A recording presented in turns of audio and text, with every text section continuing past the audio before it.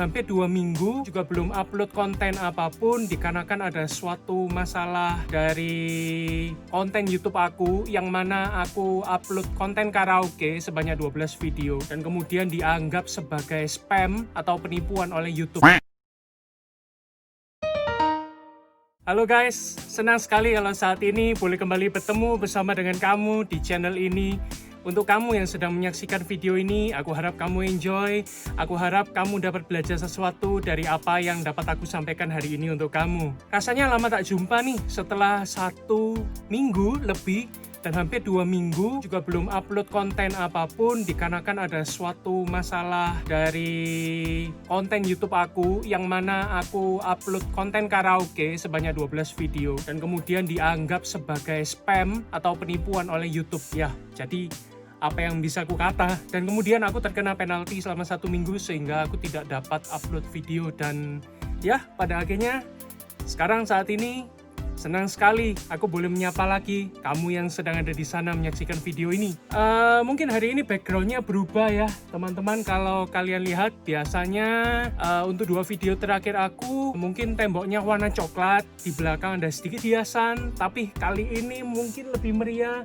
Bisa kalian lihat ada hiasan Natal. Ya, ini hiasan Natal dari tahun-tahun lalu yang belum dilepas. Dan juga kalau kalian lihat di depan aku ada keyboard yang aku pakai untuk merekam kalau aku main lagu-lagu yang aku cover dan lagu-lagu yang aku bikin, instrumen yang aku bikin.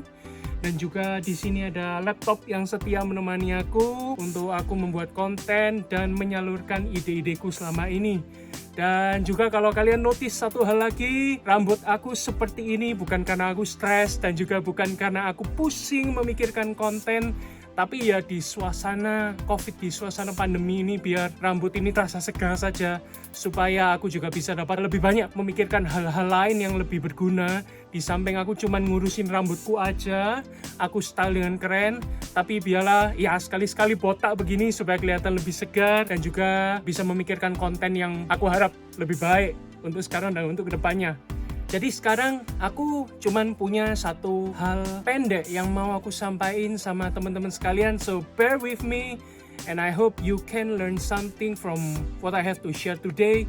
Bertahanlah, dengarlah, karena aku berharap kamu juga boleh belajar sesuatu dari apa yang aku sampaikan hari ini. Oh iya, tapi sebelum itu jangan lupa tekan like, komen di kolom komen di bawah, dan juga subscribe channel aku ini, supaya kalian juga boleh terus dapat update-update dari channel aku untuk sekarang dan kedepannya. Nah, hari ini yang mau aku sampaikan adalah bagaimana kita berkarya. Berkarya di sini maksudnya apa sih? Jadi seperti yang aku sampaikan di video sebelumnya, mungkin kalau di saat-saat pandemi ini kita mau mencoba sesuatu hal yang baru, sebetulnya kita sudah punya begitu banyak waktu yang dapat kita manfaatkan untuk kita boleh belajar sesuatu, dan kita coba, kita praktekkan selama waktu-waktu yang lumayan panjang ini, selama 3-4 bulan ini. Dan sebetulnya tidak ada kata terlambat untuk kita dapat mempraktekkan apa yang ingin kita coba itu. Nah, pada hari ini kita berbicara tentang hal berkarya, yaitu melakukan hal yang ingin kita lakukan itu. Itu ada hubungannya dengan setting yang ada di video ini pada saat ini. Karena apa sih sebetulnya? Aku ingin menunjukkan pada teman-teman sekalian yang sedang menonton video ini bahwa sebenarnya hal tentang berkarya itu bukan cuma kita sudah memiliki segala sesuatunya, kita memiliki equipment yang lengkap, kita memiliki skill yang cukup ataupun skill yang sudah mumpuni atau skill yang sudah sangat baik sehingga orang melihat dan langsung suka. Bukan seperti itu, tapi berkarya dalam konteks ini yang mau aku sampaikan adalah kita melakukan sesuatu dari apa yang kita punya. Kita melakukan sesuatu dari apa yang sudah dipercayakan di dalam diri kita, tanpa menambahkan apa-apa loh, tanpa bumbu-bumbu yang harus kita tambah dulu, dalam skill kita, dalam diri kita, baik itu hard skill, soft skill, ataupun equipment dan hal-hal material lain yang mungkin kita butuhkan untuk membuat karya kita tentunya menjadi lebih bagus dan lebih baik dari apa yang kita harapkan. Jadi sebenarnya hal-hal apa aja sih yang perlu kita ketahui supaya kita itu dapat berkarya dengan baik meskipun masih banyak kekurangannya, meskipun masih banyak hal yang mungkin dapat dikomentari ataupun dikritik oleh orang lain. Hari ini aku cuma mau sampaikan 3 poin pendek yang mungkin dapat kita pikirkan, dapat kita renungi di dalam kita berusaha untuk berkarya, baik itu untuk memenuhi potensi diri kita ataupun untuk menambah penghasilan di masa-masa ini. Dan langsung saja 3 poin itu, yang pertama adalah kita berkarya dari keterbatasan kita. Maksudnya apa sih? Seperti yang aku sampaikan, tidak perlu setting yang sempurna, tidak perlu equipment yang begitu mahal, tidak perlu skill yang 100% ataupun yang harus kelihatan lebih luar biasa dari orang lain. Kalau kita memulai sesuatu, tentunya kita tidak langsung memulai sebagai seorang pro kan. Kita belajar dari nol, kita belajar apa yang ingin kita lakukan itu perlahan-lahan sampai pada akhirnya kita dapat melakukan sesuatu hal itu dan kemudian kita kembangkan sesuai keinginan kita supaya kita dapat melakukannya dengan baik dan akhirnya kita dapat mendevelop atau menciptakan cara kita sendiri untuk melakukan karya yang kita maksudkan itu. Contohnya nih, seperti pada saat aku belajar untuk bermain keyboard. Pada awalnya, aku nggak bisa main apa-apa.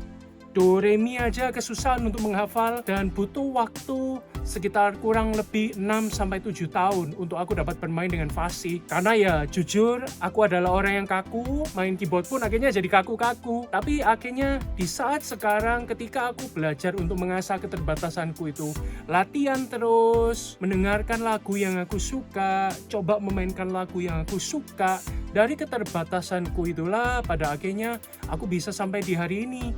Belajar untuk membuat konten ini, belajar untuk membagikan pesan pendek ini buat kamu, sehingga mungkin kamu memiliki sesuatu yang dipikirkan, oh apa aku bisa melakukan ini, apa aku bisa belajar itu, loh kalau aku gagal di tengah jalan bagaimana nanti, siapa yang menanggung konsekuensinya. Itu adalah hal yang belakangan.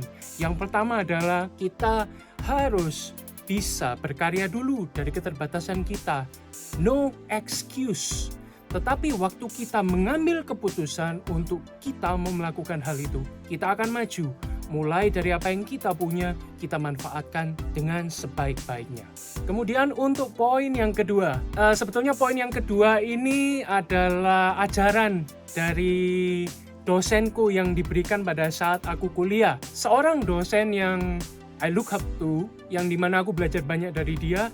Dan pesan inilah yang aku jadikan pesan kedua dari sharing aku pada hari ini, yaitu adalah quality is number one.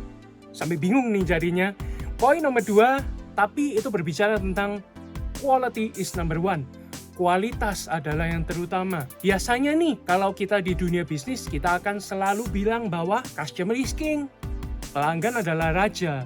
Tapi tidaklah demikian hal yang diajarkan kepada aku, karena apa yang aku pelajari dan hal itu sangat mengubah cara aku berpikir, cara aku melakukan sesuatu, yaitu adalah quality is number one.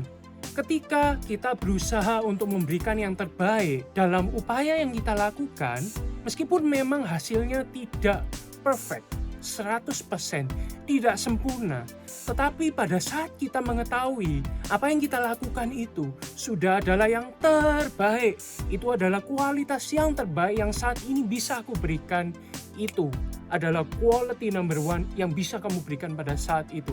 Dan hal itu yang penting, berarti kita tidak memberikan